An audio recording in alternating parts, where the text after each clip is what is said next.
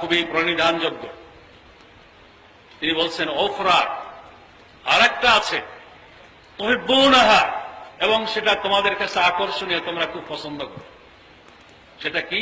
নাসরুম মিনাল্লাহি ওয়া ফাতহুন করিব, আল্লাহর সাহায্যে নিকটতম বিজয়। জাগতিক সাফল্য গৌণ, আমি এটা বলবো না, কিন্তু এই জাগতিক সাফল্যের শুভ সংবাদ তাদের দেওয়া হয়েছে যারা কেবলমাত্র আযাবে আলিম থেকে নাজাতের জন্য, মাগফিরাতের জন্য, আল্লাহ তাআলাকে রাজি খুশির জন্য, জান্নাতের জন্য ইসলামী আন্দোলনে অংশগ্রহণ করে।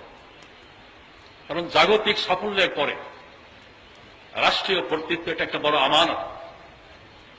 এই আমানতের সদ্ব্যবহার করা, ইনসাফ করতে সক্ষম হওয়া, স্বজন প্রীতির ঊর্ধ্বে উঠে ইনসাফ করতে সক্ষম হওয়া তাদের পক্ষেই সম্ভব যারা দুনিয়াকে লাথি মেরে আখিরাতের সাফল্যকে অগ্রাধিকার দিতে সক্ষম।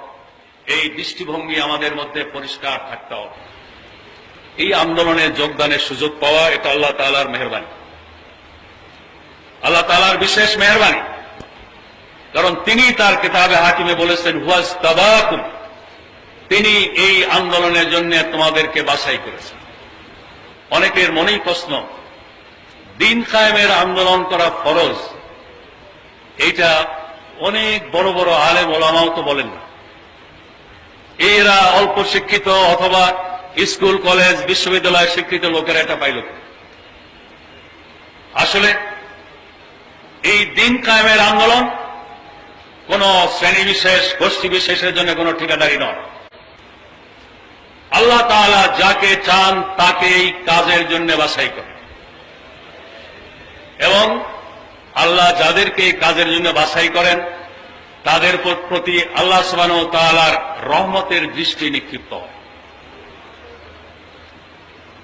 সূরা মায়েদার মধ্যে আল্লাহ সুবহানাহু ওয়া তাআলা বলেছেন, মান ইয়ারতাদ্দা মিনকুম আন দীনিহি ফাসাউফা ইয়াতি আল্লাহু বিকওমিন ইউহিব্বুহুম ওয়া ইউহিব্বুনাহু আযিল্লাতিন আলাল মুমিনিন আইজ্জাতিন আলাল কাফিরিন ইউজাহিদুনা ফী সাবিলিল্লাহি লা ইয়াখাফুনা লাওমাতা লাইমিন যালিকা ফাদলুল্লাহ ইউতীহি মান ইয়াশা আল্লাহু যুল ফাদলিল আযীম। এখানে দুইটি বিষয় আমি দেখি। একটা হলো দিন কায়েমের আন্দোলনে কারো ঠিকাদারি নেই, স্থায়ী ইজারাদারি নেই। যারা এই দিন কায়েমের আন্দোলনের সুযোগ পায় তারা যদি এর হক আদায় করে, আল্লাহ তাআলা যতদিন তারা হক আদায় করে এর উপরে রাখেন। যদি হক আদায় করতে ব্যর্থ হয় তাদের পিছে হটিয়ে দিয়ে অন্য কাউকে সামনে আনে। তাদের পরিচয় বলতে গিয়ে এক নম্বরই আল্লাহ বলছেন ইউহিব্বুহুম, আল্লাহ তাআলা তাদেরকে ভালোবাসেন। এটা আমাদের জন্য বড় আবেগের কথা।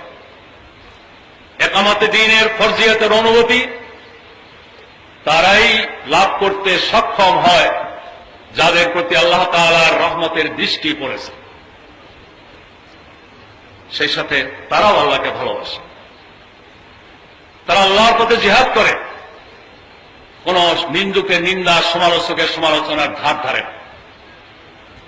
এটা আল্লাহর পক্ষ থেকে একটি বাড়তি নিয়ামত।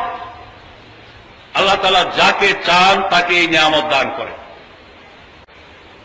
এই দৃষ্টিতে ইসলামী আন্দোলনের অংশগ্রহণের সুযোগ আল্লাহ তাআলার পক্ষ থেকে একটি বাড়তি মর্যাদা, কিন্তু সেই সাথে এই মর্যাদা রক্ষায় ব্যর্থ হলে এর পরিণাম পরিণতিও কিন্তু ভয়ঙ্কর। এটাকেও আমাদের সামনে রাখতে হবে। এই আন্দোলনে সবর এবং তাওয়াক্কুলের গুরুত্ব সবচেয়ে বেশি। এই আন্দোলনে অতীতে যারা নেতৃত্ব দিয়েছেন, আম্বিয়া কিরাম আলাইহিস সালাম, সিদ্দিকীন, সালেহীন, শুহাদা, তারা সকলেই নানা রকমের বিপদ আপদ মুসিবতের মধ্য দিয়ে অগ্রসর হয়েছে। এটা অতিক্রম করে আন্দোলনে টিকে থাকতে হলে